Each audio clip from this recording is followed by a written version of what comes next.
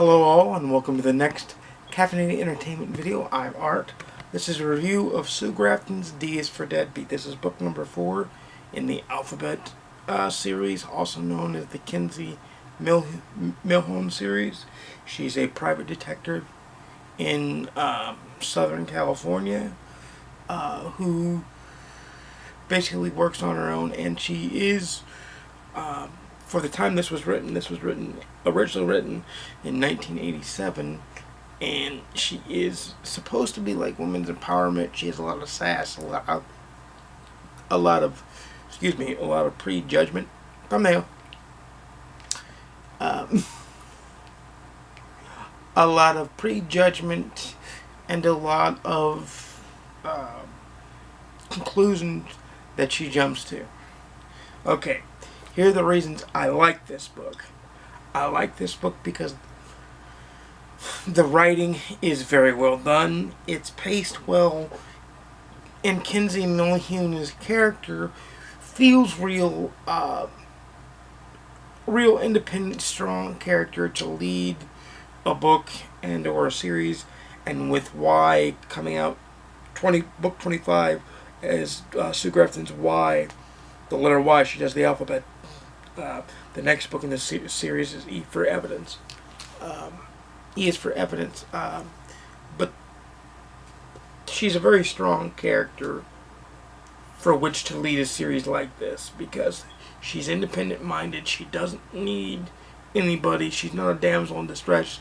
She's very much a take-charge person like Jack Reacher or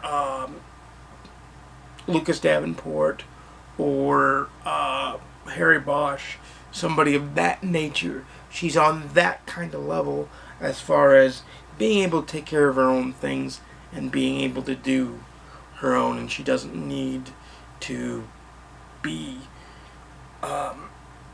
coddled or just because she's a woman softened to protect from blow. She goes through a lot of shit, and she has real world problems.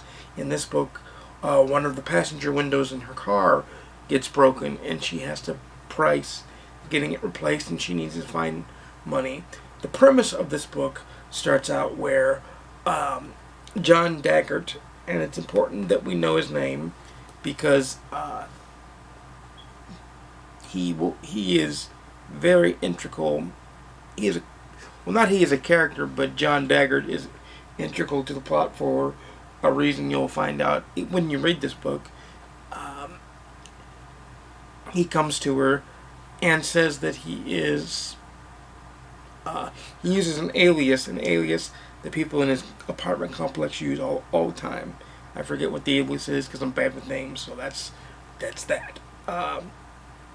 And then she finds out the check he uses to pay her for the job that she wants, or that he wants her to do, bounces before she gets paid.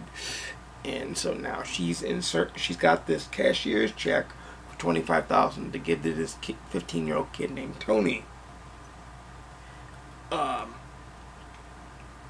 In the book, and she feels the need to give it to him not only to make sure she does the job that she signed up to do, but find a way to get back the $400 of the check that bounced.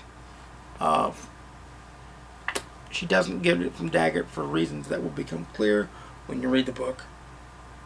But the twists and turns that Grafton uses in this book to keep the book moving and keeping it paced well lead to a somewhat seen but somewhat out of. She turns what should be what is predicted or what is forecasted in this book. She turns it on its head and turns it slightly to where it just twists to where you're almost not expecting what happens at the end of the book. It was a good book in the sense of that. Now, the one thing I didn't like about the book is I felt because Kinsey Millhone is a private investigator, private investigators do have to have a license, but they don't have a lot of the same access that a full-fledged officer of the law does. But yet, every time she goes to talk to somebody, they just openly spill the beans, like they're Bond villains telling Bond what the world plot is, and that's not good at all. Like, I felt that was a little bit unrealistic. Plus, Kinsey is a bit pretentious in that she's very judgmental of other people, and her way must always seem to be the right way, but yet she's a very flawed person. So, like, she's, in that way, Kinsey herself is kind of egotistical, which kind of, like, makes her more human, but also it's like, really, get over yourself. Like, you are an investigator, just do your job. Don't pass judgment on people or judgment on things. So that is, I feel like this series is a good series. I feel like it's a well-written series, and I will continue on with E is for Evidence, most definitely, because I feel like as long as Kinsey keeps growing as a character, I feel like I want to keep on this journey with Kinsey, because I want to see if she grows out of her stubbornness and her judgmentalness, and maybe she does become more of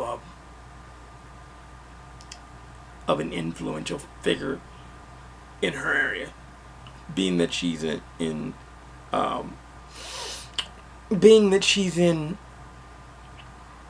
Southern California. It could be that she becomes more of an activist later. I don't know. I haven't read anything but A, B, C, and D in this series. That's why I'm going to go through E. Go to E next, because if there's one thing you have to know about me, it's when I read a series, I have to start from the very, very beginning, no matter how far the series is on. Even if the series is over, I have to start from the very beginning and work my way from there. So I recommend D is for Deadbeat. I'm going to give it... And see, this is where Goodreads sucks, but that's for another video. Goodreads needs half stars, because I would give this book a 3.5 stars out of 5. It's not... It's better than an average rating, which to me is a 3-star, but it's not as good as a 4-star rating, and it's definitely lacking in the 5-star books.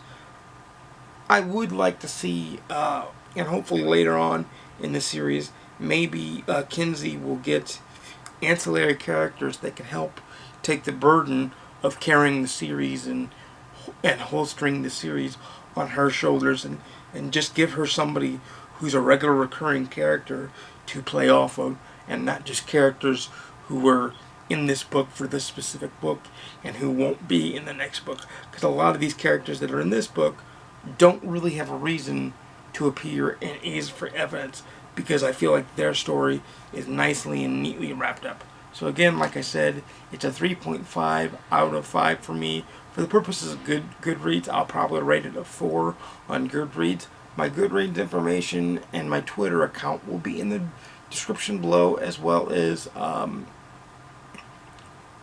going to ask if any of you have read this book or this series, and what you think of Kinsey Millhone. Millhone or Millhone, or however you say the name. I'm going to say Millhone.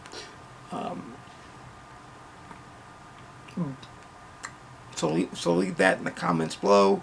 Remember to keep things respectful. Like, subscribe, and share to keep building the channel. If you want to see more of these videos, let me know. If you want to see more of all different types of videos, let me know that too. I'm going to make, like I said before, I'm going to make the content that I'm going to make. But definitely want the people that watch opinion of the content that's made. So your feedback is very important, and you can help me steer the channel to the content that we're both happy with. Before I end the video, I will say this, that I know I said in the welcome video and mission statement that my a post would be Monday, Wednesday, and Saturday.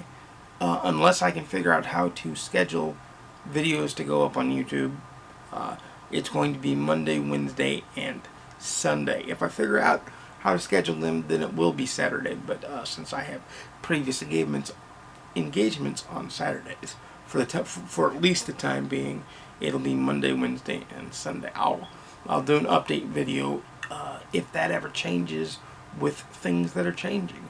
I'll see you next time with another video. Until then, keep on reading, keep on entertaining yourself, grab some caffeine, and go to work, people. And have a good night, and enjoy your day, and talk to you next time.